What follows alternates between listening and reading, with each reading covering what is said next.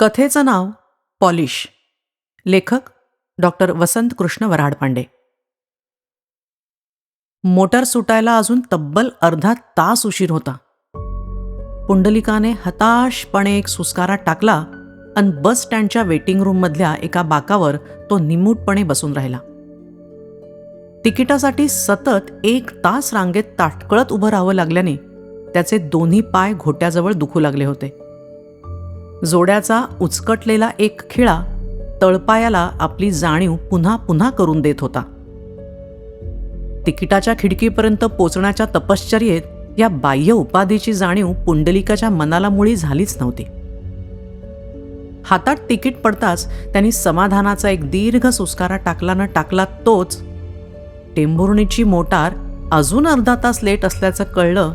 त्यामुळे मनाला आलेला जडपणा पायांच्या व्यथेनं त्याला अधिकच तापदायक वाटू लागला.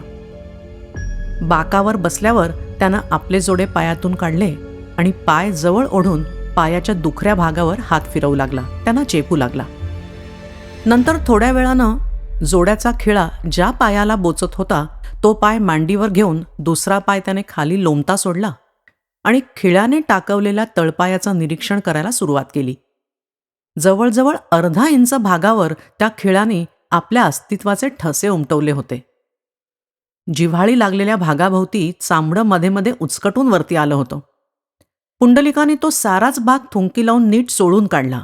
उचकटलेलं मासडं हाताच्या वाढत्या नखानं खुडून टाकलं आणि जिव्हाळीनं अधिकच दुखू लागलेल्या त्या जखमेवर तो हळूहळू फुंकर घालू लागला. पुंडलिकाचं लक्ष त्याच्या पावलांकडे आज गेलं तितकं पूर्वी कधीच गेलं नव्हतं. त्याच्या रोजच्या व्यवसायात त्या पावलांकडे एवढंसही लक्ष देण्याची फुरसत त्याला मिळतच नव्हती. त्यानं पाहिलं, वावर मातीच्या सततच्या संपर्कानं त्याच्या पावलांची त्वचा निर्जीव राठ झालेली होती. उन्हाच्या चरक्यानं जमीन भेगाळावी तशा खोल खोल भेगा त्याच्या पावलांना पडल्या होत्या. कदाचित यापूर्वीही आपल्या पावलांची ही अवस्था त्याच्या दृष्टीस अजाणता पडली असेलही. पण पावलांवरून हात फिरवताना त्याच्या तळपायांना त्या उरलेल्या टाचांचा काटेरी बोचरेपणा प्रथमच इतक्या तीव्रतेने जाणवला. त्याचबरोबर त्याची नजर क्षणार्धात त्याच्या सर्वांगावरून फिरून आली. वाढत्या वयानं आणि वाढत्या काबाड कष्टानं हळूहळू शरीरावर चढत जाणाऱ्या बेढपपणाची त्याला चांगलीच जाणीव झाली. त्याबरोबर त्याला कसंसच वाटलं. झालेली जाणीव विचित्र आहे, अप्रिय आहे हे त्याला उमगलं. नकळतच त्याचं लक्ष त्याच्या अवतीभोवती वावरणाऱ्या माणसांकडे गेलं. त्याच्यापेक्षा वयाने मोठी असलेली कितीतरी माणसं तिथं आसपास बसली होती. पण त्या साऱ्यांहून आपणच बेढप दिसतो आहे असं त्याला वाटलं. क्षणमात्र विषण्णतेची एक लहर त्याच्या मुद्रेवरून फिरून गेली. तो त्या माणसांची आणि आपली तुलना करू लागला आणि एकाएकी त्याच्या लक्षात आलं की तीही माणसं आपल्या इतकीच बेढप आहेत. पण त्यांच्या नीटनेटक्या राहणीनं तो बेढपपणा जाणवत नाही इतकंच. बस, आपणही जरा चांगलं राहिलं पाहिजे, गावंढळपणा टाकला पाहिजे, जगाच्या चालीनं चाललं पाहिजे. टापटिपीचे कपडे घातले तर आपणही बरे दिसू. निदान आत्ता वाटतो एवढा तरी बेढपपणा आपल्याला जाणवणार नाही. सूर्याच्या तिरप्या उन्हाची तिरीप पुंडलिकाच्या डोळ्यावर आली तसा तो जरा पलीकडे सरकला आणि आपल्या कपाळावरचा घाम धोतराच्या सोग्याने पुसून काढू लागला. बाहेर ज्येष्ठाचे वारे रस्त्यावरची धूळ वातावरणात उडवीत पळत होते. अन त्या तापत्या झळांनी देखील उतारूंच्या घामेजलेल्या शरीरांना थंडावा मिळत होता. दूरवर उन्हामुळे मृगजळाचा भास होत होता आणि त्या आभासमय जललहरींवर पुंडलिकाचं मन तरंगत होतं. 53 मैल दूर असलेल्या टेंभुर्णी गावातील त्याचं लहानसं घर त्याला त्या लहरींवर दिसू लागलं होतं. डोळ्यात उत्सुकता घेऊन वाट पाहणारी त्याची बायको, त्याची म्हातारी माय आणि त्याच्या वाचून क्षणभरही न राहणारी त्याची 2 अवखळ मुलं. मुलांना आईपेक्षाही बापाचा लळा जास्त होता. आईच्या रागापासून आपला बचाव करण्यासाठी कित्येकदा बापाच्या जिव्हाळ्याच्या पंखांखाली त्यांनी आश्रय घेतला होता. पुंडलिकाने साधी 4 बोटांची थापडही त्यांना कधी मारली नव्हती की कधी रागाने तो पोरांवर ओरडला होता. तळ हाताच्या फोडासारखं पुंडलिक आपल्या दोन्ही पोरांना जपत असे. पोरांच्या ठिकाणी असा जीव गुंतला असल्याने त्यांची आठवण येताच त्याच्या चित्तात हुरहुर निर्माण झाली. त्याला वाटलं, नेहमी आपल्या अवतीभोवती वावरणारी मुलं घरी आपल्या वाचून आळसून गेली असतील, आपल्या वाटेकडे डोळे लावून उभी असतील. आपल्याला पाहिल्याबरोबर मोठा मुलगा आपल्या अंगाशी झोंबेल, जवळच्या थैलीची भातक्यासाठी हुसकाहुसक करील. लहानगा आपल्या लहानशा मुठींनी आपल्या धोत्राचा सोगा धरून ओढील, अंगा खांद्यावर चढण्याचा प्रयत्न करून पाहिल. दोघांच्याही धूळ भरल्या शरीराची माती आपल्या धोत्रा कुडत्याला लागेल. मग आपण त्यांना जवळ घेऊ, त्यांची मुके घेऊ, आठवणींनी त्यांच्यासाठी आणलेले भातके त्यांना प्रेमाने वर उचलून देऊ. आणि ते खात असताना त्यांच्या तोंडातून गळणारा लाळेचा चिकट द्रव आपण जिव्हाळ्याने धोत्राच्या सोग्याने पुसून टाकू. एकाएकी पुंडलिकाचं लक्ष आपल्या कुडत्याकडे गेलं. लहान्या सुभाण्याच्या इवल्याशा पावलांची 5ही कळीदार बोटं आत्ताही त्या कुडत्यावर स्पष्ट उमटलेली दिसत होती. ती 5ही बोटं आपल्या पंचप्राणा इतकीच नव्हे, त्याहून अधिक मोलाची आहेत असा एक विचार पुंडलिकाच्या मनात येऊन गेला. पुंडलिक घरच्या आठवणीत रमून गेला होता. त्याची तंद्री भंगली ती एका बूट पॉलिश करणाऱ्या मुलाच्या आवाजाने. साब, बूट पॉलिश? नको. अजूनही तंद्री न उतरलेल्या पुंडलिकानं नेहमीसारखंच उत्तर दिलं. एकदम नवीन करून देतो ना मालक, सिर्फ एकान्यात. पुंडलिकाने त्याच्या बोलण्याकडे दुर्लक्षच केलं. जन्मात त्यानं कधी आपल्या जोड्यांना पॉलिश केलंच नव्हतं. जोडेच काय, अंगावरच्या कपड्या लत्त्यांचीही मुद्दाम पर्वा केली पाहिजे असा विचार त्याच्या मनाला कधी शिवूनच गेला नव्हता. मग ही तर पायातली खेटर, त्याचं कशाला एवढंच तोम? आणि पॉलिश करून करायचे काय? दाखवायचे कोणाला ते पॉलिश? आणि केलंही तरी वावर मातीत टिकेल किती दिवस? नुसता एक आण्याचा नास. एक आणा खर्चायचाच तर पोरांसाठी काही खाऊ घेता येईल. तसं पुंडलिकाने पोरांसाठी आधीच भातकं घेतलेलं होतंच. कधी नव्हे ते नागपूरसारख्या शहरगावहून पुंडलिक घरी येणार. तो रिकाम्या हाताने येणार नाही ही पोरांची खात्री होतीच. पोरांसाठी बायकोसाठी कापड चोपड त्याने खरेदी केलं होतं. मायसाठी तुळशीची माळ विकत घेतली होती. अर्थात पुन्हा काही विकत घेण्याची तशी गरज नव्हतीच, पण एवी तेवी एक आणा खर्चायचाच. त्या आण्यात पोरांना आणखीन खुश करता येईल. पायाची काळजी घेण्याची गरज नसल्याने निरुपयोगी जोड्यांच्या पॉलिशसाठी एक आणा खर्च करणं पुंडलिकाच्या व्यवहारी मनाला मूर्खपणाचं वाटलं. जवळच बाकाच्या पायाजवळ पडलेला एक गोटा त्यांनी वाकून उचलला व जोड्याचा उचकटलेला खिळा नीट ठोकण्याच्या नादात पोराकडे दुर्लक्ष केलं. पुंडलिकाने त्या पोराकडे दुर्लक्ष केलं खरं, पण त्यामुळे त्या पोराच्या चिकाटीवर काही परिणाम झाल्याचं दिसलं नाही. जाळं कुठे टाकलं म्हणजे मासा हमखास मिळेल याचं ज्ञान कोळ्याच्या मुलांना उपजतच असतं. त्याप्रमाणे त्या पोराची धंदेवाईक नजर आपलं नेमकं गिऱ्हाईक कोणतं आहे हे ओळखण्यात तरबेज झाली होती. त्यानं पुंडलिकाच्या पायाजवळच बैठक मारली आणि आपल्या चांबडी थैलीतलं पॉलिशचं सामान जमिनीवर पसरून जवळच्याच एका उतार्याच्या जोड्याला पॉलिश करायला सुरुवात केली. त्याची ती फटकल मारून बसण्याची पद्धत, खाकी रंगाची फाटकी चड्डी, चिंध्या झालेलं कुडतं, अंगाला ठिकठिकाणी लागलेले पॉलिशचे काळे नारंगी डाग आणि पॉलिशनेच बरबटलेले तळवे. 17 गावातली रस्त्यावरची घाण तुडवणारे कुणाचे तरी बूट एखाद्या कुटुंबवत्सल बापानं आपल्या लाडक्या पोरांना मांडीवर घ्यावं त्या जिव्हाळ्याने त्यांनी आपल्या मांडीवर घेतले होते. आणि सतत दाबामुळे किंचित वाकड्या झालेल्या आपल्या बोटांनी तो त्या बुटांवर पॉलिश चोपडत होता. पाहता पाहता त्या बुटांचा मूळचा निस्तेजपणा नाहीसा झाला. नवी लकाकी त्या बुटांवर चमकू लागली. त्या मुलाच्या जिवंत चामड्यालाही जी लकाकी नव्हती ती त्या बुटाच्या मेल्या चामड्यावर रूप धरू लागली. अंगातल्या कुडत्यानेच त्या पोरांनी ते दोन्ही बूट नंतर नीट पुसून काढले आणि ज्या इसमाचे होते त्या इसमापुढे करीत तो उद्गारला, घ्या साहेब, लख नवीन झाले जोडे. तोंड पाहाचं तर थेबी पावंग्या जोड्यात, आईण्याचे जळवत नाही. तो इसम हसला. खिशातील एक आणा त्या पोराच्या हातावर टाकून त्याने ते बूट पायात घातले.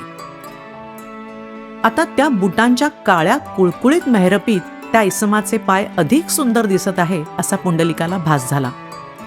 आपलं सामान गोळा करीत असता त्या पोऱ्याने पुन्हा पुंडलिकाकडे पाहिलं आणि विचारलं, मग करून देऊ का पालीस मालक? सिर्फ एकाण्यात नवे जोडे. पुंडलिक यावेळी काही बोलला नाही. आपले जोडे मात्र निमूटपणे त्या पोऱ्याच्या स्वाधीन केले आणि पुन्हा आपले दोन्ही पाय दुमडून त्या बाकावरच मांडी घालून बसला. मातीच्या सततच्या स्पर्शानं त्याच्या उजव्या पायाचा घोटा कडक झाला होता. त्याच्यावरची त्वचा मुरदाड झाली होती. जाड काळ्या त्वचेची खपली तिथे तयार झाली होती. उजव्या हाताच्या अंगठ्याच्या धारधार नखानं ती खपली नकळत खरवडत पुंडलिक त्या पोराचं कला लाघव एकटक पाहू लागला. त्या पोराने पुंडलिकाचे जोडे आपल्या मांडीवर त्याच आपुलकीने घेतले आणि त्यावरची धूळ झाडून टाकण्यासाठी आपल्या हातातला ब्रश तो त्या जोड्यांवर सफाईनं घासू लागला. पॉलिश केलेले ते जोडे जेव्हा त्या पोरानं पुंडलिकाच्या पायांपुढे सारले तेव्हा पुंडलिकालाच आश्चर्य वाटलं. वाहत्या वाऱ्याचा स्पर्श बुबुळांना झाल्यामुळे जळावलेले त्याचे डोळे पोराच्या हाकेनंच उघडले. डोळ्यावरची झापड उडाली आणि आपल्या पायापुढील जोडे आपलेच आहेत की इतरांचे असा प्रश्न त्याला पडला. पण करंगळीपाशी थोडेसे खरचटलेले ते जोडे त्याला ओळखू आले आणि त्या पोराच्या हातगुणाचे त्याला कौतुक वाटले. त्याला एकाणा देऊन पिकून गेलेल्या जांभळाप्रमाणे काळेशार बनलेले आपले जोडे त्याने हातात घेऊन कौतुकाने न्याहाळले आणि मग मोठ्या समाधानाने स्वतःशीच हसत त्याने पायात चढवले. आता त्याच्या पायांना वेगळंच सौंदर्य आलं होतं. त्याच्या पायाचा काळवंडलेला रंग त्या काळ्याशार जोड्याच्या पार्श्वभूमीवर बराच उजळ वाटू लागला होता. आपल्या पायांना काहीतरी आगळाच डौल आला आहे अशी हे जाणीव त्याला होऊ लागली. हळूहळू त्याला आपले कपडेही अधिक उजळ नीटनेटके वाटू लागले आणि खेडवळपणाच्या जाणीवेने संकोचून गेलेलं त्याचं व्यक्तिमत्व जरा ऐसपैस झालं. आपण काही अगदीच गावंढळ नाही असा प्रत्यय त्याला आला आणि त्याचबरोबर त्याच्या बाकावर अगदी त्याला खेटून दोन खेडूत बसले होते त्यांच्यापासून पुंडलिक वितभर दूर सरकला. टेंभुर्णीची मोटार आली त्याबरोबर तो उठला आणि मोटारीकडे जाण्यासाठी त्यानं आपलं पहिलं पाऊल टाकलं तेही डौलातच. मोटारीत चांगली जागा मिळावी यासाठी प्रत्येकजणच धडपडत होता. पुंडलिकही घाई करून दाराजवळ गेला आणि इतरांप्रमाणेच त्यानेही दाराजवळचा लोखंडी दांडा हाती घट्ट पकडून ठेवला. पण लगेच त्याचं लक्ष आपल्या जोड्यांकडे गेलं आणि तो दचकून मागे सरला. नव्याचा साज चढवलेले आपले जोडे लोकांच्या निर्दय पावलांखाली सापडू नये असं त्याला वाटलं. टेंभुर्णीच्या फाट्यावर मोटार थांबली तेव्हा जवळजवळ संध्याकाळच झाली होती. पुंडलिक मोटारीतून उतरला आणि सरळ गावाकडे जाणाऱ्या जवळच्या पाऊलवाटेकडे नेहमीप्रमाणेच त्याची सराईत पावलं वळली. 8-10 पावलं तो चालला असेल नसेल तोच एकदम थबकला आणि परत सडकेकडे आला. पाऊलवाटेने जाणं त्याला योग्य वाटलं नाही. ती वाट वस्तीला जवळ होती खरी, पण लोकांच्या सतत राबत्यामुळे त्या वाटेवर चांगले वीत जाड धुळीचे थर पसरले होते. शिवाय या वाटेने जाताना 2दा वघळ ओलांडणं भाग होतं आणि ज्येष्ठाचं ऊन अजून तापत असलं तरीही त्या वघळात पाणी होतंच. प्रवाहाच्या आजूबाजूची चिक्कण माती अजूनही चांगली ओली चिप्प होती. एरवीची वेळ असती तर पुंडलिकाने खुशाल जोडे घातल्या पायांनीच तो वघळ ओलांडला असता. जोडे ओले झाले काय किंवा मातीनं भरले काय त्याची त्याने आजपर्यंत कधी पर्वाच नव्हती केली. किंबहुना जोड्यांचीही काळजी घ्यावी लागते असा विचारही त्याच्या मनात कधी चुकूनही आला नव्हता. पण आज मात्र एवढे चमचम करणारे जोडे त्या वघळातून जाताना खराब करावे असं त्याला वाटेना. चिखल तर दूरच राहिला, पण धुळीचा एवढा सुद्धा कण त्यावर चढू नये अशी पुंडलिकाची मनोमन इच्छा होती. नाही म्हणाला एकच मार्ग होता. सरळ दोन्ही जोडे हातात काढून धरावेत आणि घरी जावे. पण एकतर पुंडलिकाच्या दोन्ही हातात भरपूर सामान सुमान होतं आणि नसतं तरीही असे जोडे हातात धरून जाणं त्याला शोभलं नसतं. राप्त्याचा रस्ता असल्यानं कुणीही वाटेत भेटण्याचा संभव होता आणि एवढे पॉलिश केलेले चांगले जोडे पायात घालायचे सोडून ते हाती धरून अनवाणी चालणाऱ्या पुंडलिकाला पाहताच कुणालाही हसू येणं तितकंच शक्य होतं. कुणाच्याही कधीही अध्यात मध्यात न राहणारा, कुणाशीही न भांडणारा, सरळमार्गी, गरीब अशा नाकासमोर पाहून चालणाऱ्या पुंडलिकाला त्याच्या या विचित्र वर्तनाने कुणीही हसलं असतं, त्याची थट्टामस्करी केली असती. पुंडलिकाला हे टाळायचं होतं. जवळची पाऊलवाट सोडून तो मागे परतला आणि गिट्टीच्या कच्च्या गाडी रस्त्याकडे वळला.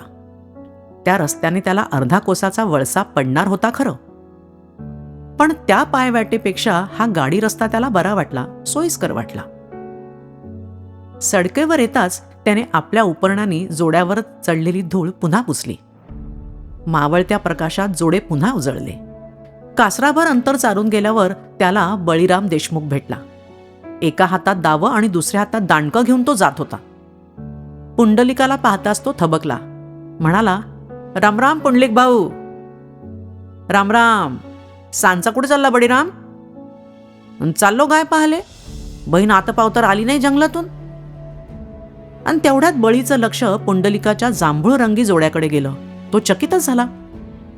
पुंडलिक भाऊ. तो आश्चर्याने म्हणाला, 4 दिवसात हवा लागली दिसते तुले शहराची. नाही बा, काऊन? जोडे तर तुझ्या तोंडापरीस लकलक करते. पुंडलिक लाजत हसला. दोघंही आपापल्या दिशेनं चालू लागले. घरी पोहोचताच त्याची दोन्ही मुलं त्याच्या अंगाला बिलगली. नेहमी सारखाच तो त्यांना उचलणार होता, त्यांना जवळ ओढणार होता.